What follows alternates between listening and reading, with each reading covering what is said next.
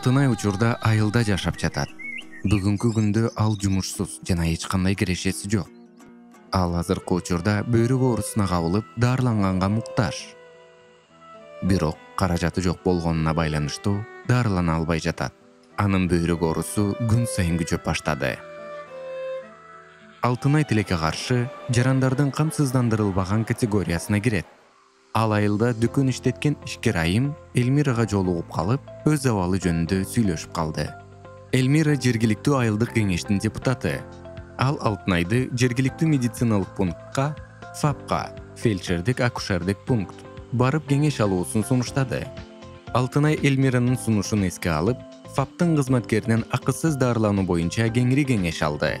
ФАПтын кызматкери ага мамлекеттик кепилдиктер программасы жөнүндө түшүндүрүп, Алтынай Кыргыз Республикасынын жараны катары үй бүлөлүк дарыгерлер тобуна катталып жана УДТ жолдомосунун негизинде алгачкы медико-санитардык жардамды бекер алат.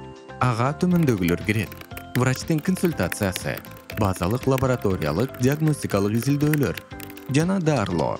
Башка медициналык акысыз же жеңилдетилген кызматты алыш үчүн адам мамлекеттик милдеттүү камсыздандыруудан өтүшү керек.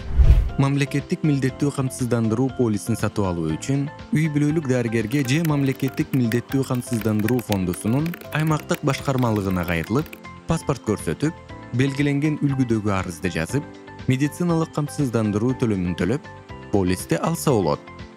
Полис инсандын тастыктоочу документти көрсөткөн учурда жарактуу болуп эсептелет. Полистин наркы 1-январь 2022 жылга 1504 сомду түздү. Мамлекеттик милдеттүү камсыздандыруу полисинин иштөө мөөнөтү 12 календардык айга жарактуу.